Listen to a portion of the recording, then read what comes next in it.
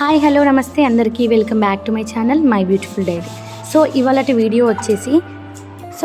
Video వచ్చేసి ఏమంటే నేను కిచెన్ టైల్స్ ఎంత పాడైపోయిన టైల్స్ అయినా మనం ఎక్కువ స్ట్రెయిన్ తీసుకోకుండా ఎలా నీట్గా చేసుకోవాలో చూసుకుందాం ఈ వీడియోలో. అండ్ అందరు కూడా పండగకి క్లీనింగ్ అయితే స్టార్ట్ చేసి ఉంటారు కదా.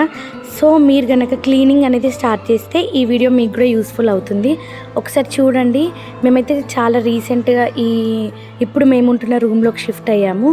అయితే ఇంతకు ముందు ఉన్న వాళ్ళు ఎవరో తెలీదు, బట్ ఇలా చేసేసారన్నమాట కిచెన్ టైల్స్ అయితే.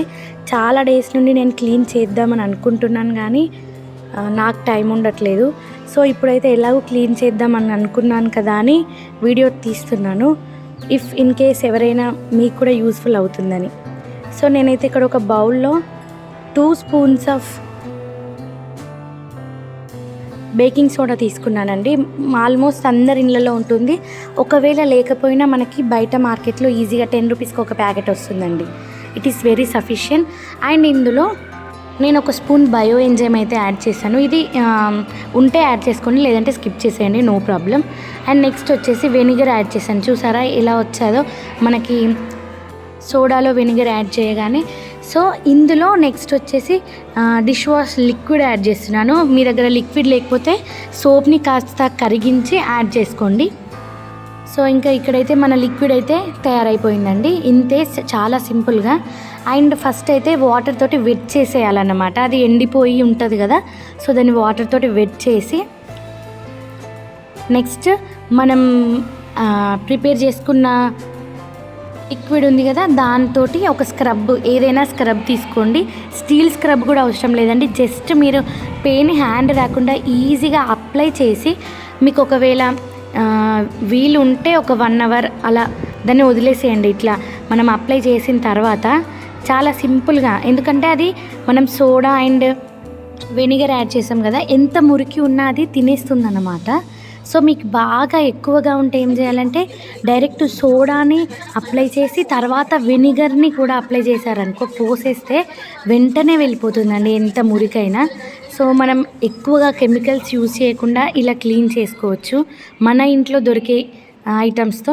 ఒకసారి చూడండి, నేనైతే నైట్ టైం రాసి వదిలిపెట్టేశాను అన్నమాట. ఇది మార్నింగ్ నేను ఇప్పుడు చూపించేది.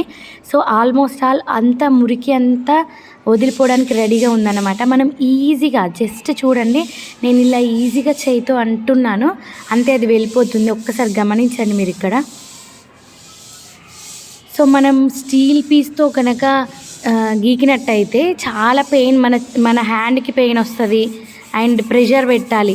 ఓన్లీ ఇక్కడ మనకి ఈ బాక్స్ల మధ్యలో బాగా పట్టేసింది కదా. యాక్చువల్గా ఇది మనం కర్రీస్ పోపేసినప్పుడు కానీ ఇట్లా, లేదంటే ఏదైనా మిక్సీ పట్టినప్పుడు అది చిత్తుతుంది కదా వాల్స్కి, అది అప్పుడే క్లీన్ చేసుకుంటే వెళ్ళిపోతుంది. అది టైం లేక అయినా, లేదంటే కొంతమంది అలాగే వదిలేస్తుంటారు కదా, దానివల్ల జరిగింది అసలు ఇదంతా. మనం రెగ్యులర్గా రూమ్స్ చేంజ్ అవుతుంటారు కొంతమంది, జాబ్ పర్పస్ కానీ స్కూల్స్ పర్పస్ కానీ, అట్లాంటప్పుడు చాలా యూస్ఫుల్ అవుతుంది. మన ఓన్ హౌస్ అయినా యూస్ఫుల్ అవుతుంది.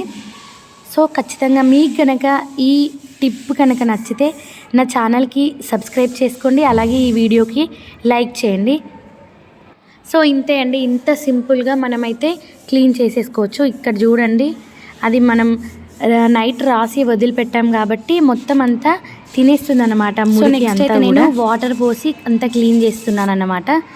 ఇంతే అండి, ఇంత సింపుల్గా అయితే నేను నా కిచెన్ టైల్స్ని ఎంత క్లీన్గా చేసుకున్నానో చూడండి. ఇప్పుడు మీకు అర్థమవుతూ ఉంటుంది, కనిపిస్తుంది కదా ఎంత నీట్గా అయిపోయాయి అనేది.